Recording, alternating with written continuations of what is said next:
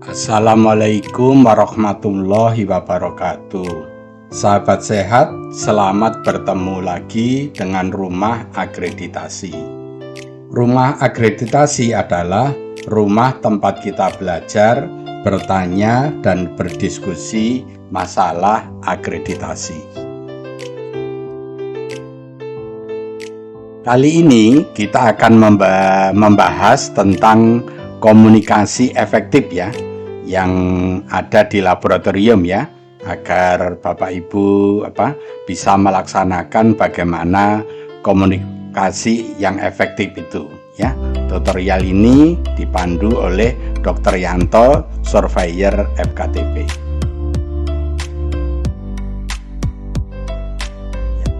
Pada bab sasaran keselamatan pasien SKP ya, itu ada 3 standar ya.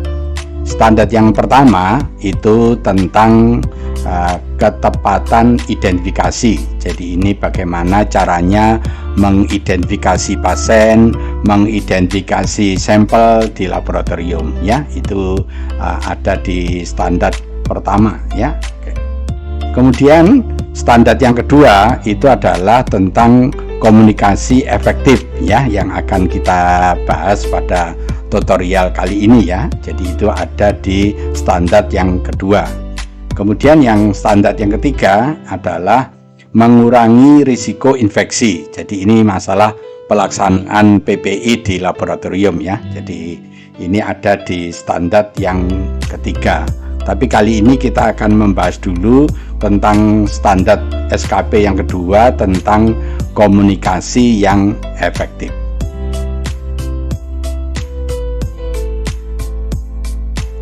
Baik, kita bahas tentang komunikasi yang efektif ya. Jadi di laboratorium ya, laboratorium kesehatan itu menerapkan proses komunikasi efektif ya, dalam memberikan pelayanan baik secara verbal atau ya komunikasi melalui telepon. Nah, apa yang perlu dikomunikasikan yaitu tentang melaporkan hasil kritis pemeriksaan laboratorium ya. Jadi maksudnya begini. Jadi laboratorium itu kan memeriksa sampel ya, baik darah ya, urin ya, dan pemeriksaan yang lain kemudian ya.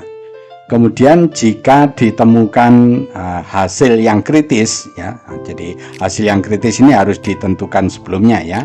Jadi pemeriksaan A hasil kritisnya sekian, pemeriksaan B hasil kritisnya sekian. Nah, kalau pada saat memeriksa itu ditemukan hasil yang kritis, itu perlu dilaporkan. Nah, pada saat melaporkan hasil itu perlu dilaksanakan atau perlu terjalin komunikasi yang efektif ya.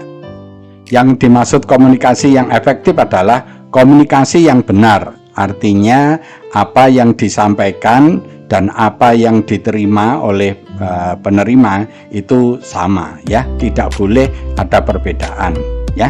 Jadi kalau yang disampaikan dan yang diterima itu sama, yaitu berarti komunikasinya efektif ya. Sebaliknya, jika yang disampaikan dan yang diterima itu persepsinya berbeda, itu maka disebut komunikasi yang tidak efektif.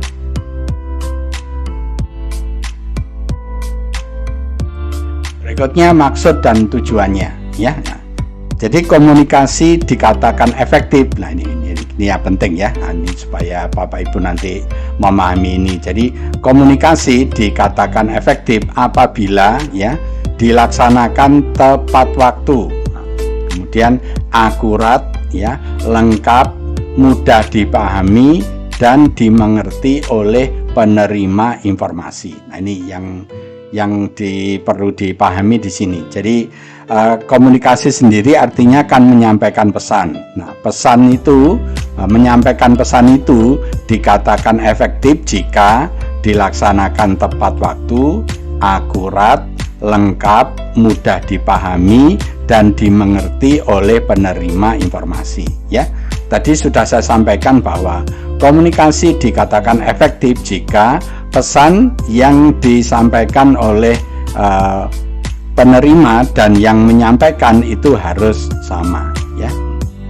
dan komunikasi ini bertujuan untuk mengurangi kesalahan dan meningkatkan keselamatan pasien tanpa mengesampingkan adat istiadat dan kearifan lokal lainnya. Jadi kalau ada hasil kritis itu perlu disampaikan pada yang memeriksakan sampel tadi agar segera dilakukan tindakan yang diperlukan kepada pasiennya ya. Jadi ini demi untuk keselamatan pasien. Jadi komunikasi efektif ini tujuannya untuk keselamatan pasien. Ya.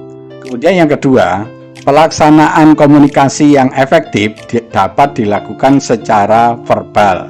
Jadi verbal itu dengan cara berbicara ya, atau non-verbal.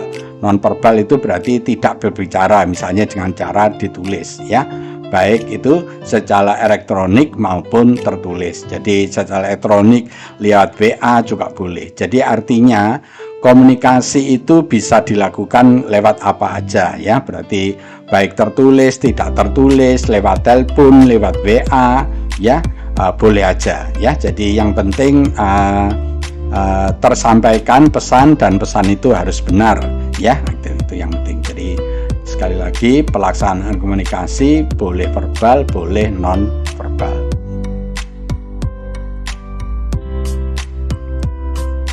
Berikutnya, laboratorium kesehatan menerapkan komunikasi efektif saat melaporkan hasil kritis ya, melalui telepon misalnya ya. Yang pertama, kalau melaporkan melalui telepon ya, yang pertama adalah menulis ya, atau menginput di komputer. Jadi apa yang disampaikan lewat telepon itu ya harus ditulis ya, atau diinput di komputer ya. Jadi kalau ditulis berarti menggunakan buku bantu apa yang disampaikan, atau diinput atau dimasukkan, disimpan di dalam komputer boleh ya. Setelah itu membacakan. Jadi setelah ditulis di buku bantu ya, pihak yang melaporkan itu membacakan. Berarti membacakan itu menelpon ya, menelpon kepada yang merujuk tadi ya, merujuk dibacakan ya, misalnya bla bla bla bla ya, sudah disampaikan ya. Kemudian yang berikutnya dikonfirmasi kembali ya, dikonfirmasi kembali ya, artinya bahwa yang menerima itu sudah sesuai atau enggak. Nah, jadi mengkonfirmasi ini adalah pihak yang ditelepon ya. Jadi begitu. Jadi saya ulang ya. Jadi untuk memberikan komunikasi yang efektif ya. Jadi pihak laboratorium ya, kalau mau melaporkan hasil kritis ya, pertama hasil kritisnya itu harus ditulis dulu. Harus ditulis dulu di buku bantu ya, atau ditulis di komputer.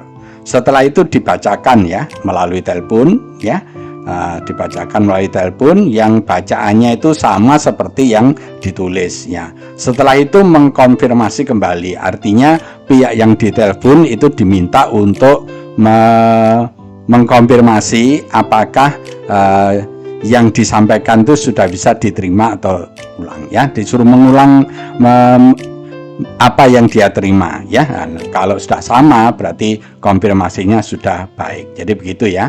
Jadi sekali lagi ditulis, dibacakan dan dikonfirmasi kembali ya.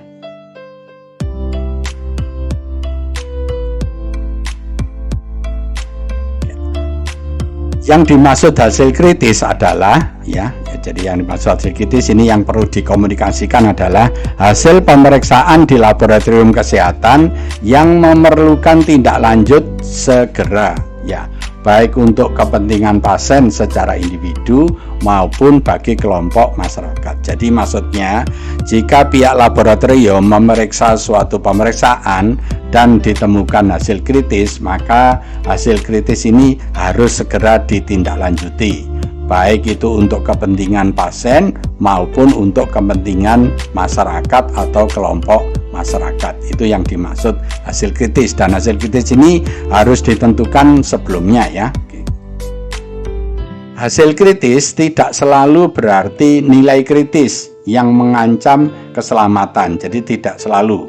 Jadi yang dimaksud hasil kritis ini tidak selalu nilai kritis dari laboratorium, ya. Berarti bisa apa saja, yang penting sesuatu itu harus segera ditindaklanjuti, ya, oleh pihak yang merujuk tadi, ya. Itu yang dimaksud dengan hasil kritis. Tapi hasil kritis itu berpotensi menjadi situasi yang mengancam keselamatan bila tidak dilakukan tindak lanjut yang tepat dalam waktu yang cepat. Jadi sekali lagi, yang dimaksud hasil kritis tidak selalu berarti nilai kritis laboratorium, tapi segala sesuatu yang bisa mengancam keselamatan pasien maupun masyarakat. Karena itu, hasil kritis harus segera dilaporkan kepada pihak yang meminta pemeriksaan laboratorium. Jadi, hasil kritis itu harus dilaporkan kepada pihak yang meminta pemeriksaan laboratorium, ya. Nah, batas waktu pelaporan selambat-lambatnya adalah 30 menit sejak diketahui hasil pemeriksaan. Ini yang penting. Jadi pihak laboratorium jika mengetahui ada hasil kritis, maka hasil kritis itu harus segera dilakukan paling lama 30 menit. Soalnya kalau sampai lebih 30 menit belum dilakukan pelaporan, nanti pihak laboratorium itu melakukan suatu keterlambatan dalam menyampaikan komunikasi yang efektif, ya.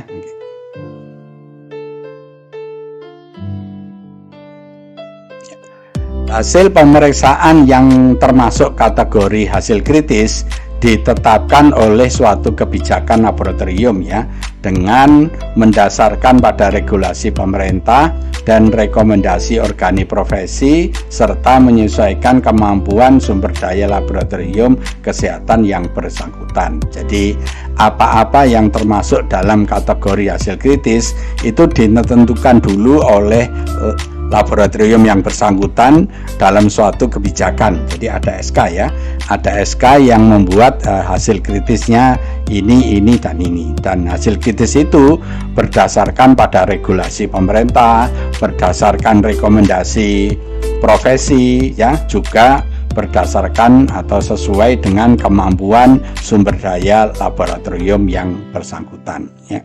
Jadi intinya macam-macam hasil kritis itu harus ditentukan dahulu. Sekarang EP-nya, ya, elemen penilaiannya, ya, di SKP yang kedua ini kita lihat, ya. Jadi yang pertama, terdapat bukti pelaporan dan penyerahan hasil kritis, ya. Jadi tadi kan disampaikan, jadi kalau laboratorium itu menemukan hasil kritis, maka harus segera dilaporkan, ya. Dilaporkannya dalam waktu, ya, paling lambat 30 menit, ya. Bagaimana cara melaporkannya? Nah, tadi sudah disampaikan, cara melaporkannya bisa lewat telepon, ya. Nah, lewat telepon, ya, lewat WA juga boleh, tetapi kalau lewat WA kan mungkin responnya lama, jadi saya sarankan tetap lewat telepon, ya. Tadi sudah disampaikan sebelum ditelepon, ya, pihak laboratorium harus menulis dulu dalam buku bantu atau dalam komputer, diinput, kemudian diteleponkan, disampaikan, kemudian bunyinya disampaikan, dan setelah itu dikonfirmasi. Kalau yang diterima oleh pihak yang merujuk tadi sudah sama seperti yang kita sampaikan, dan itu berarti sudah betul, dan itu semuanya perlu didokumentasikan. Nah, berarti kalau begitu apa dokumennya? Ya, ini yang perlu, ya.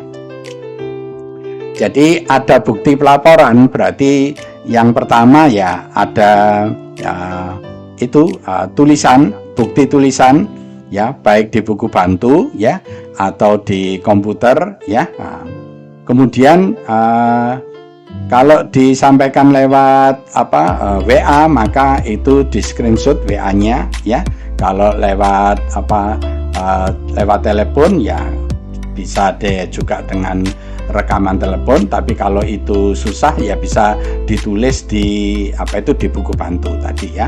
Jadi bukti pelaporannya adalah hasil kritis tadi ditulis di dalam suatu buku bantu atau di dalam komputer ya, kemudian disampaikan ya, ada bukti telepon ya, bukti telepon nomor sekian pada jam sekian ditelepon, kemudian dikonfirmasi. Nah, dikonfirmasi ini ditulis lagi. Nah, ini sudah merupakan bukti pelaporan dan penyerahan hasil. Dan di buku bantu tadi ditulis, misalnya ditulis lengkap ya, tanggalnya, kepada siapa, hasil kritis sampel atau pasien siapa, dan seterusnya ya.